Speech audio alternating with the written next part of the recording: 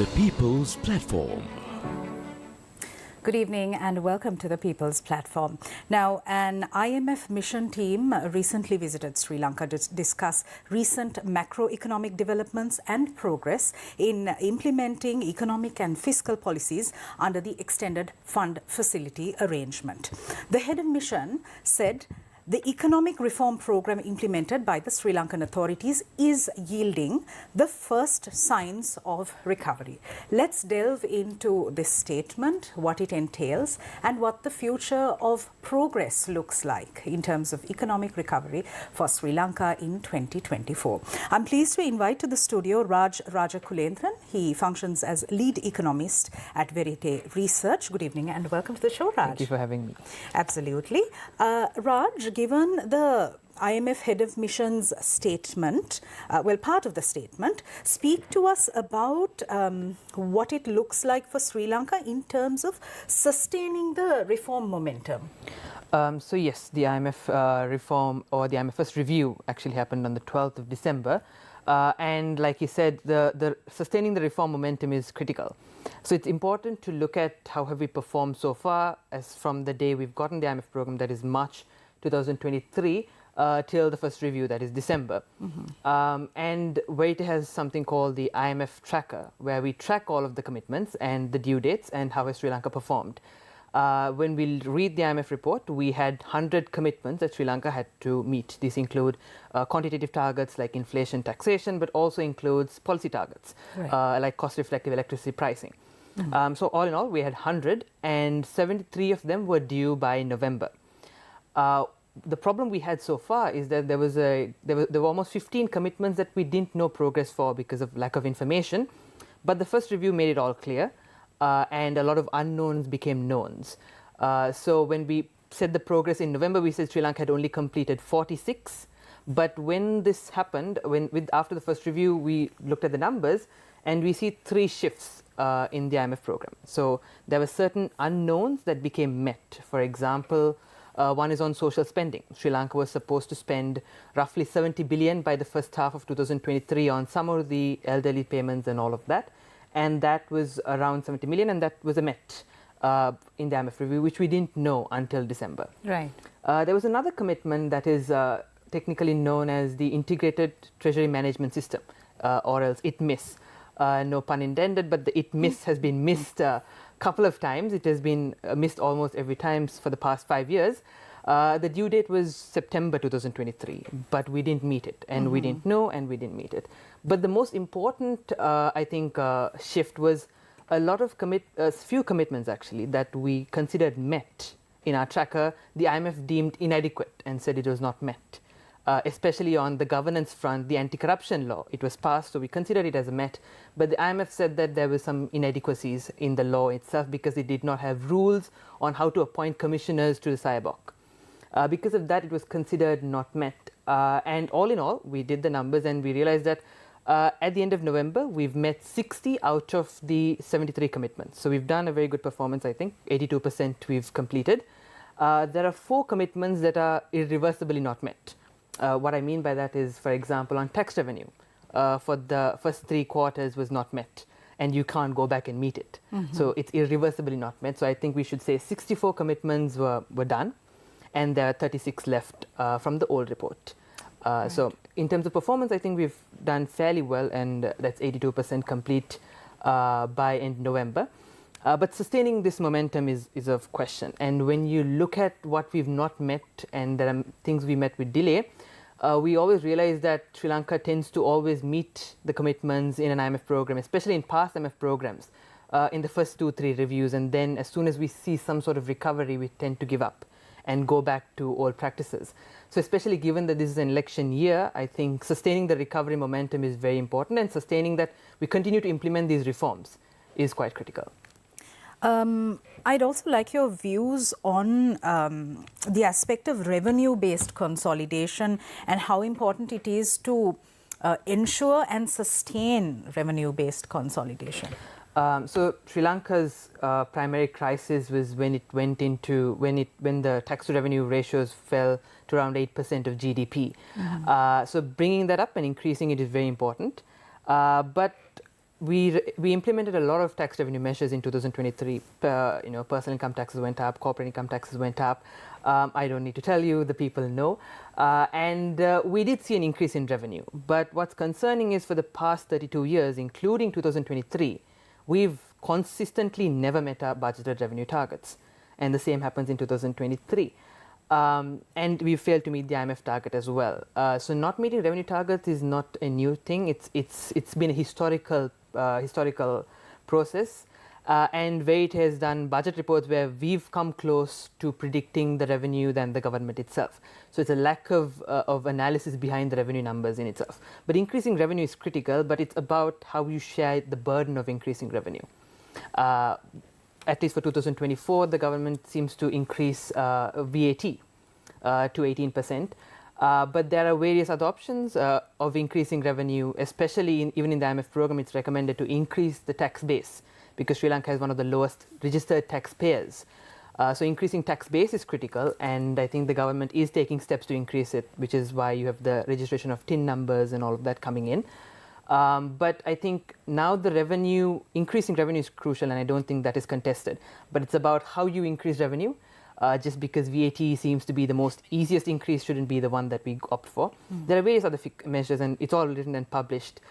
Wait did this fiscal space report where we outlined various measures, including increasing withholding tax, indexing excise taxes on cigarettes, which will all increase revenue, which are more fair and just compared to the VAT. Yeah, my question to you is, now there is research being done. We had the IMF Governance Diagnostic report, organizations such as Verite Research, Transparency International Sri Lanka, other bodies do the research, basically hand it over to the government on a platter. But there seems to be a disconnect between these findings and its implementation. So how do you suppose this gap could be bridged? That is actually very important, because I think even a lot of Verite's research is being published, and there are a lot of research and analysis-backed policy recommendations, and a lot of government-based policies lack that analysis. The way we would bridge it is we create public consensus on these recommendations, and you see that happening in one recommendation that recently happened last year was the sugar taxes. It was a sugar scam where a special commodity levy on sugar was slashed to 25 cents, and that was revised. So it takes a bit of time and takes a bit of political will to also implement these reforms. But I suppose it's all about getting it out there and making sure that people understand that there are better measures and holding executives accountable. So as long as your executives are not held accountable, they would rather opt for the measures that are not backed by analysis, or there's no rational thought behind it. So holding executives accountable is, I think, critical. If we are to talk about the importance of policy stability in this whole exercise, Raj, now the IMF-supported program vis-a-vis the upcoming presidential and general elections, it's crucial that we don't also rock the boat as Sri Lanka. Recently, the opposition leader had made a statement saying that under a future SJB government, we may see a change to the agreement with the IMF. So statements such as these, how do you view them from a policy stability point of view? So I think what Sri Lanka desperately needs is a nationally agreed plan. And the plan we have so far is the IMF plan. We haven't seen a counter plan to it which says that there's a better way of getting Sri Lanka out of the crisis. The current plan that we are on basically says that there is an IMF approved plan that is in existence. Historically, even in the most 2016 to 19 program, the election was the one that stopped us from completing the IMF program. So after the presidential election happened, former President Gotabaya came in, and we suspended the IMF program. But this time, continuing the IMF program is critical, but the IMF too is open to consideration and change. For example, with the recent review in the IMF program, the IMF always looks at past performances and changes the IMF program. So the IMF program is constantly evolving at every review, and this happens every 6 months. So just to give you numbers, I think, like I said earlier, there were 36 old commitments that are still being continued, but there are 75 more additional commitments that come into the picture. So in total, in the new IMF tracker that we'll be tracking, there are 112 additional new commitments that we'll be tracking, and that might change by the next review, which is in April. So these commitments do keep changing and are evolving based on Sri Lanka's performance as well. Right. So it's not static, it keeps evolving. It keeps evolving. Shifting gears now, in a bid to expedite the process of stabilizing the economy, the Treasury issued a 7-page circular to all ministry secretaries, heads of departments, etc., with regard to minimizing expenditure and adopting expenditure control measures. So this is a welcome step, much needed. How do you view this, and what more needs to be done? We've spoken endlessly about SOE reforms. We've spoken endlessly on taxation, how to have a better tax administration system, try and stop tax evasion, tax avoidance, all of these things, Raj. I mean, it's also technical. I mean, if you aren't an economist, it can go over your heads, right? So, can you just speak to us about the importance of state entities also taking on some of the burden in a proactive manner? So I think you're right in terms of looking at expenditure, but on the grand scheme of things, the reason why people focus on revenue a lot, at least IMF and a lot of entities focus on revenue, is because Sri Lanka has one of the lowest tax to revenue ratios in the world currently. But in terms of expenditure, on average, as a percentage of GDP, Sri Lanka is in the South Asian average. Right. So the expenditure is not the problem, it's the revenue on a macro scheme of things. That does not mean that there are allocative inefficiencies. Yes, you can reshuffle your expenditure in a lot and obviously spend in things that need to be spent and curtail on areas that don't need so much spending. Yes, you're right on ministry spending, there is a bit too much, and the minister has introduced, circulates a welcome measure, but there are certain areas, for example, diets and uniforms for the defense, for the military, has been skyrocketing, almost doubled from the 2021 levels. Sorry, diets and uniforms for the military, the allocation amount has almost doubled from 2021. Without any question or any explanation as to why. So there are a lot of expenditure allocations which are not questioned, which are buried in the budget estimates, because those are 200-page documents. Not everyone's going to read it. Our team is reading it, so that's how we know this. So you're right in terms of expenditure may have to be reallocated and looked at. But on the grand scheme of things, I think expenditure is in the South Asian average. If you look at line items, I think the biggest expenditure is our interest payments. It's not salaries and wages, it's interest payments. So almost 75% of our revenue goes for interest payments.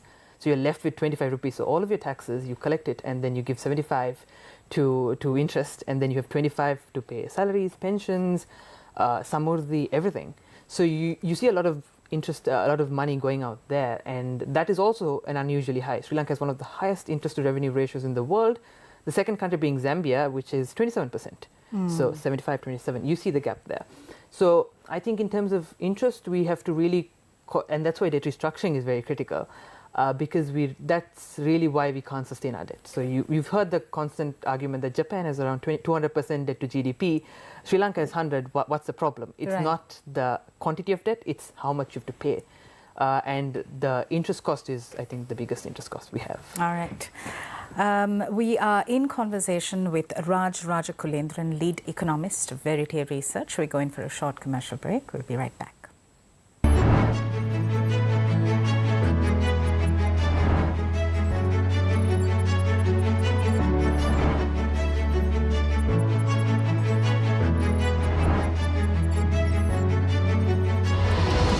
The People's Platform.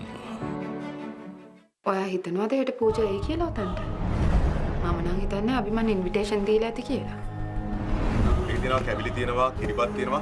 පොඩ දාලා ගන්න. ඒ කියන්නේ ඔයලා දෙන්න යන්නේ පූජලයි ගෙදරද? ඔයා දන්නේ නැද්ද? හිරෙන් නිදහස් වුණාට පාටි එකක් දෙනවා. ඒක කිරිබත් කන්න යන්නේ. ඇයි ඔයාට කිව්වේ නැද්ද? ලොයිඩ් මහත්තයා පූජා හිරෙන් නිදහස් වුණාට පාටි එකක්ලු. මේ දෙන්න ඒකට ගියේ. අනුලා මේ මොනවද ඔයා මේ කියන්නේ? නීල පබලු අද රාත්‍රී 9ට සිරස ටෙලිතිරයෙන්.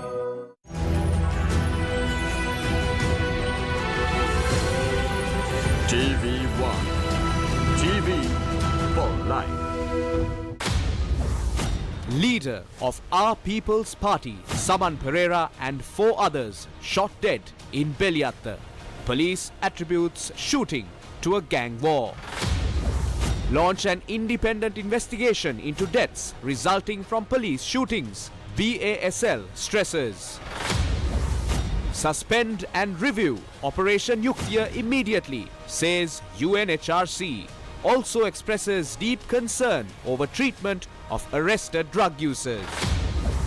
Online safety bill to be discussed in Parliament tomorrow. Comprehensive analysis of the bill is required.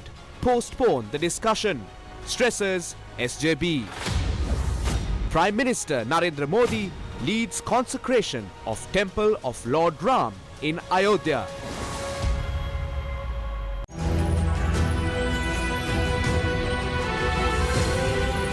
TV1 TV for life.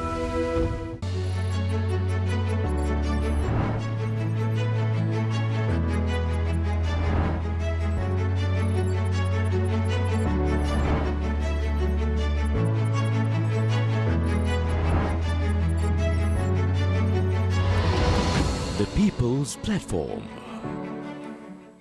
Welcome back to the show. I'm in conversation with lead economist, Verite Research, Raj Rajakulendran. Raj, we need to focus on the importance of debt restructuring. Now, the deadline was missed multiple times by Sri Lanka, and we have a new deadline of April. What does that look like? So, yes, you're right in terms of Sri Lanka initially committed to complete this by June 2023. We've pushed it to August, to September, to October. And now in the new IMF program report that is on the 12th of December, we've committed to a new deadline of April. That is before the second review of the IMF program. Right. Sri Lanka is supposed to complete debt restructuring. I think the question of how much we have to restructure is what is being discussed. And there are multiple angles to look at it, and one angle is fairness, because we've already done domestic debt restructuring. We've restructured EPF, the superannuation funds, but let's call it EPF for now. So we restructured EPF, and one angle to look at is parity of treatment with the EPF. You restructure bondholders as the same as you've restructured EPF. So to put things into perspective, let's say I have $1,000. I put it in the EPF, and now I'm going to get a lower return because the EPF has been restructured. And if I put the $1,000 on an ISB or an international sovereign bond, I get a higher return. So what we're trying to say is there needs to be some sort of parity of treatment so that you end up getting the same return on an ISB and on the EPF, which puts your haircut to around 40%. The bondholder proposal, I think, was published sometime last year, where they considered a GDP-linked bond puts the haircut around 20%. So if we suggest somewhere around 20 or less than 40, the bondholders are benefiting while the EPF holders, that's the working middle class, are being hit heavily by this restructuring, which is an unfair way of sharing the burden. But I think debt restructuring comes down to two main forces. Okay. One is speed and two is adequacy. Yes, we've missed the target, so we are in a rush to completing debt restructuring. But that doesn't mean that you reduce your haircut, whereas you give only 10% or only 5%. It's easy to agree because bondholders are not losing too much. It's easy to come to an agreement when you have a lower reduction, but it's not going to be adequate. Because when you look at the numbers, what they tell you is that more than 50%, so 59% of countries that restructured had to do it more than once for sustainable economic recovery. Okay. So Sri Lanka is doing it for the first time. And if we tend to do it inadequately because we prioritize speed, we might see another crisis, and I might be sitting here and telling you to restructure debt 2 years down the line, which is not something that Sri Lanka wants to do. So I think we really need to These are two forces pulling you in opposite directions. So we really need to balance the speed and adequacy and make sure that we restructure our debt once and for all and restructure it quite adequate enough that we put ourselves with enough buffers so that we don't get into another crisis down the line. Yeah. Sorry, I just want to simplify the conversation. So, who is ultimately making this decision? I think it's a negotiation between the bondholders and the central bank and the Ministry of Finance. So it's a two-party agreement. But it's all about, can you make a fair analysis and can you present it so that it's fair? Super. Okay. Raj, I also need to ask you, now we had the IMF Governance Diagnostic report, which was quite lengthy, comprehensive, multiple findings, recommendations. Where is the government's action plan? How are we going to implement these findings? Not just because the IMF told us to, but because that's the right thing to do. You're right. So I think the IMF has also recognized this as an important commitment, and it's one of the structural benchmarks. So structural benchmarks in the IMF program is of highest importance. So that is a commitment that cannot be not met. Either you meet it or you push it back. So it's a structural benchmark in the IMF program. By February, that's in a month's time, the government must publish its action plan to implement the findings of the governance diagnostic or implement the recommendations of the governance diagnostic. And you're right in the sense that even the IMF has come to the understanding that governance is the root cause of the crisis.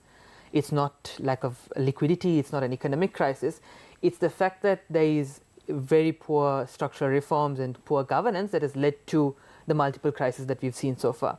So addressing it is critical, and we'll have to wait till February to see what the government's action plan is. But there are certain things that are in the governance diagnostic that have already been included in the IMF report itself. One is publishing all of the tax holidays and all of the public procurement contracts. That's part of the IMF program that has to be done by end of December. That's been done to some extent. Another thing is to remove all of the ministerial discretions. So I think you've heard of this concept of the midnight gazette, where a gazette is issued and the tax is changed almost immediately. So you have to amend the law to remove that power that the minister has, and that's due by June 2024. So there are certain recommendations in the governance diagnostic that are already part of the program, but we are yet to see what the government prioritizes in its action plan and when and what it plans on doing. But I think that's a very critical benchmark, and the government does not have much of a choice in the IMF program currently.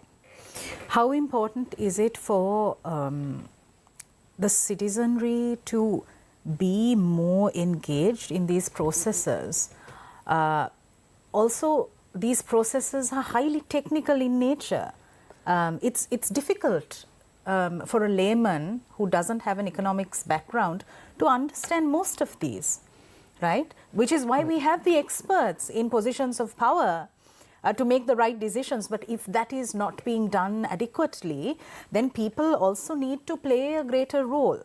So speak to us about that aspect. And also my final question to you is about confidence building. People will pay their taxes if they know that the tax revenue is going towards economic recovery, it's going towards infrastructure development, that tax money is at work. Because we see this in the developed world. People are very happy to, people are okay with paying taxes because they see the results. So I think you're completely right in saying that people will pay taxes when they see results. But you need a greater public engagement, because that is actually what the government is doing is, while taxing Sri Lanka or the citizens at 18% on VAT, we're also approving tax holidays for major strategic development projects. For example, the most recent one, there's a gazette published in December, so just a month ago, considering a new project called a logistics center in the ports that does not have to pay VAT, PAL, customs duties for the next 30 years, doesn't have to pay corporate income tax for the next 15 years, doesn't have to pay withholding tax for the next 15 years.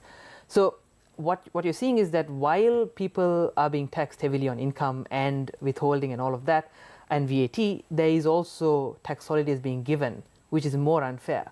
So I think this is where the public engagement comes in, where you question your executives, where you question power. I think it's got to a point where it's almost inevitable, and that's where you see a lot of governance reforms come in. This is not a happy accident. I think it's a lot of people pushing in and holding people accountable that governance diagnostic is done for the first time in Sri Lanka. And there's a lot more to go.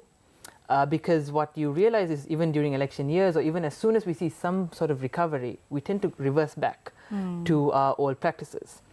And your question on building confidence is, I think, setting realistic goals and showing analysis that you can achieve them.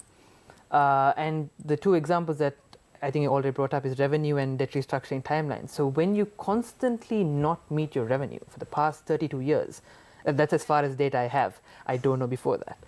It's very hard for me to trust the budget and the budget numbers, especially now that the entire revenue increase, almost 59% of the revenue increase, relies on VAT performing the way it is. So setting credible targets and also showing analysis that you can achieve them. Verity, when we do budget reports, we also publish an analysis saying that this is why we think the revenue is going to fall short. And also setting realistic timelines on debt restructuring and being accountable. For example, there is this law called the Fiscal Management Responsibility Act, way back in 2003, and that sets the budget deficit, that is excess spending, at 5% of GDP. And every year since, we've always violated that deficit. So because nobody holds people accountable, and this has been constantly highlighted by the Auditor General. We've published research on this, where the Fiscal Management Responsibility Act has been constantly violated. And now the IMF program, there's yet another act that sets out to do the same thing. So there's a new public finance management law that's supposed to come in February that's about to do the same thing. So it's all about holding executives accountable and letting people know, because unless executives are held accountable, you will always have, the saying, business as usual yields results as usual. So if you go back to your old practice of not being accountable, then you're going to get usual results, and you're just kicking the can down the road. So holding executives accountable is of critical nature, and that is why fixing governance, more than debt restructuring and all of that, which is equally important, but fixing governance is your root cause. So unless you address governance, you are setting yourself up for a crisis in the next 2 to 3 years. In conclusion, what's the silver lining? Currently, your silver lining is how much you restructure debt, because that can set you up. If you restructure adequately enough, that'll set you up enough buffers for Sri Lanka to recover. But the concern is that we might restructure inadequately, like the 59 countries. So we don't want to end up in that 59%. We want to end up in that silver line of the countries that just did once and then they fix it all up. So it's all about making sure that we restructure debt sustainably, because that is technically your golden ticket. So 40% seems reasonable, and it's easy to argue because we've already done that to the EPF. Why not the bondholders? So everyone shares the burden the same way. So anything below that clearly makes it seem that you're benefiting the bondholders. So that's your silver lining, and I think getting that restructured is important, and obviously making sure that we continue the IMF program and we stick to our reform momentum, as they call it, is highly critical. Okay, fabulous. Thank you very much, Raj Rajakulendran, for your perspectives. Thank you. Thank you for watching us. We'll see you again tomorrow. Good night.